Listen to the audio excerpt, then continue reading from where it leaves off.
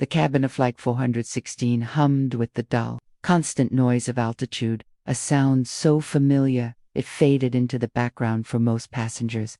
Rows of seats stretched forward, overhead bins latched shut, reading lights glowing softly. A black woman in a tailored gray coat walked slowly down the aisle, her posture calm, her eyes observant. She carried no badge, no visible authority, just a small leather handbag resting against her side. She took in the details the way she always did, noting faces, movements, tension that others missed without effort. A few rows ahead, a uniformed pilot stood halfway out of the cockpit, speaking sharply to a flight attendant. His voice carried, "I don't care what she says. I want her off this plane."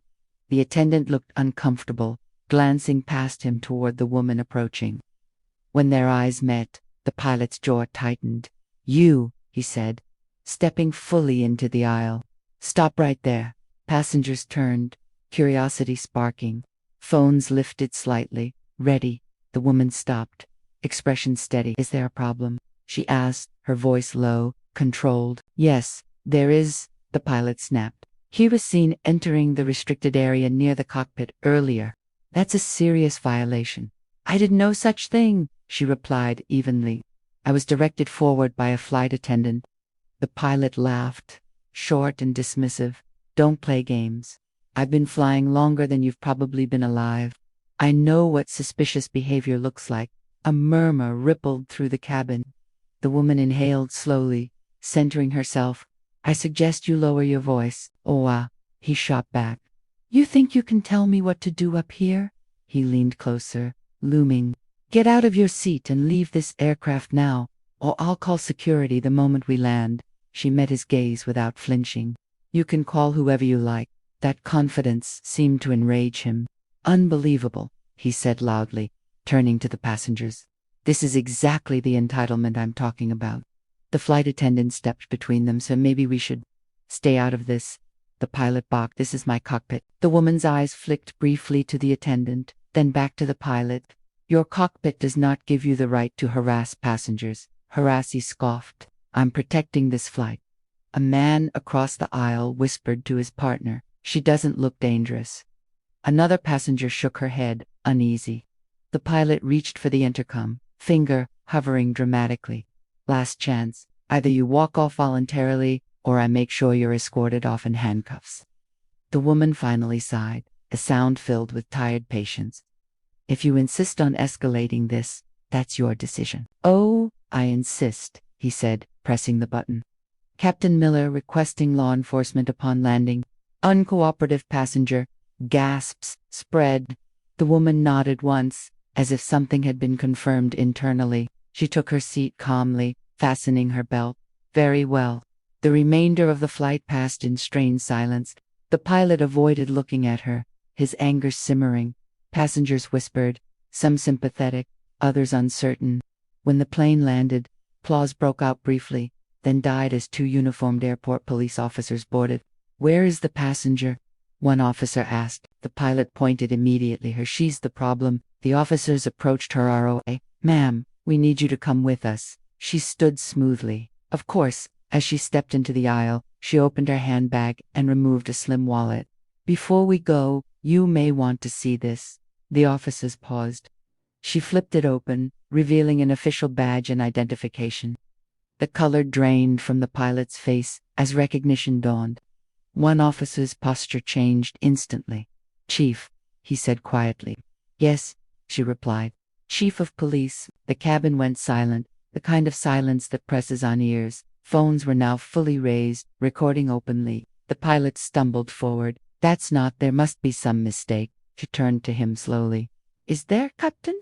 His mouth opened, then closed. "I didn't know." "That much is clear," she said. "But ignorance doesn't excuse behavior." The senior officer straightened.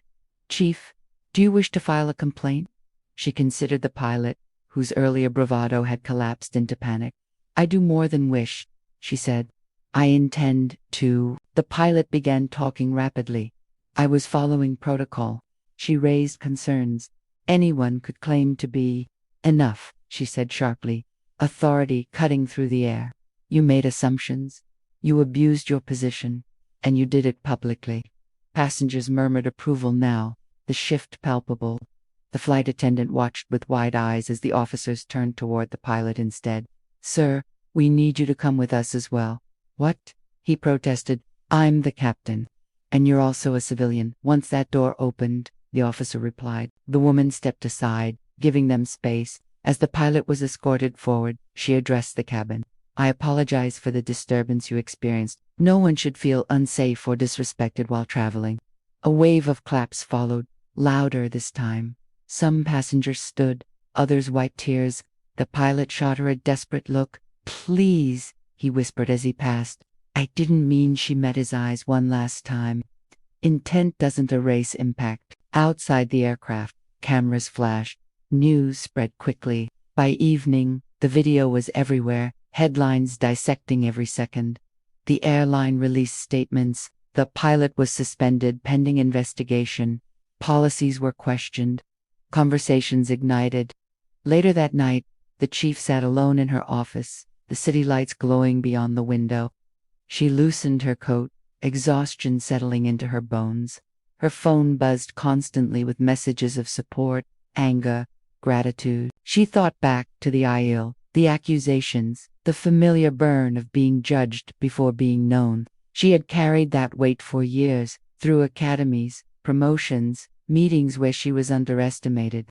This time, though, something felt different. The truth had been undeniable, public, recorded. Accountability had followed swiftly. Her assistant knocked softly. "Long day," he said. She nodded. "Longer than most. But important," he added. She allowed herself a small smile. "Yes, important." Outside, the city moved on, unaware of the quiet resolve forming inside her. Tomorrow there would be meetings, reforms, resistance, but tonight she let herself sit with the moment, with the knowledge that dignity, once asserted, could not be so easily dismissed. She closed her eyes briefly, breathing deep, ready for whatever came next. Stronger than before, unbroken, and absolutely seen. The following morning, the chief arrived at headquarters before sunrise. The building was quiet, the kind of quiet that only existed before a storm of attention. She rode the elevator alone, watching her reflection in the mirrored walls. To the public, she was now a symbol. To herself, she was still a woman who had been humiliated in a narrow airplane aisle and forced to prove her worth with a badge instead of being granted basic respect. By 8 a.m., reporters crowded the sidewalk outside. Helicopters circled.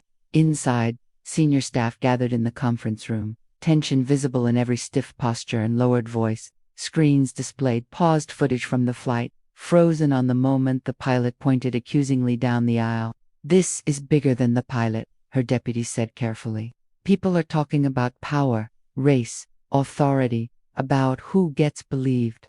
The chief nodded, as they should. Legal counsel warned of lawsuits. Public relations suggested control statements. Union representatives pushed back defensively. Everyone spoke at once until she raised a single hand. The room fell silent instantly. "We are not managing an image," she said. "We are addressing a pattern." That afternoon, the airline requested a private meeting. Executives arrived nervous, suits pressed, apologies rehearsed. They spoke about policies and misunderstandings and how rare incidents were. She listened without interrupting, hands folded calmly on the table. "When someone tells you who they are," she said at last, "and you choose not to believe them, that choice reveals more than any bad ever could." The room shifted. Notes stopped being taken. "You want to restore trust?" she continued. "Then start by acknowledging harm instead of minimizing it." Outside the building, protests formed. Signs rose. Stories poured out online from people who had been removed from planes, questioned without cause, humiliated in public spaces. The incident had opened a door that could not be closed. That evening, she returned home later than usual. Her mother called, voice tight with concern. "I saw everything," she said. "I wish you didn't always have to be strong." The chief swallowed. "So do I." Sleep came slowly. Each time she closed her eyes, she saw the pilot's face before recognition, the certainty with which he had dismissed her humanity. But she also saw the shift in the cabin, the moment truth rebalanced the room. Days later, The pilot's disciplinary hearing began. Evidence was presented. Testimonies played. His earlier confidence was gone, replaced by rehearsed remorse. He spoke of stress, of responsibility, of fear. Fear, she thought, had always been used as justification. When she was asked to speak, she stood without notes. Authority without accountability is not leadership, she said, and safety that relies on prejudice is not safety at all. The panel listened. The decision came swiftly. Termination. Mandatory retraining across the airline.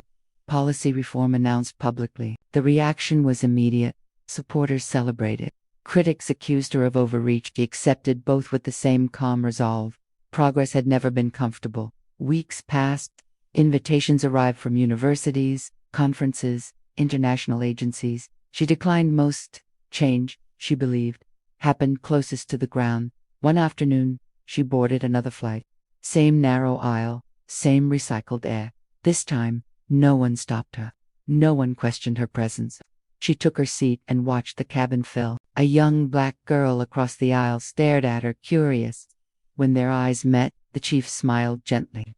The girl smiled back, something bright and unburdened in her expression. As the plane lifted into the sky, the chief looked out the window, the city shrinking below. The world was still flawed, still unfair, still quick to judge, but it was also capable of learning, of correcting itself when confronted with truth. She adjusted her seatbelt, steady and composed, knowing that while one flight had exposed injustice, it had also ignited accountability. And sometimes, that was how change began, not with shouting, but with standing firm, refusing to disappear, and letting the truth speak louder than any accusation ever could.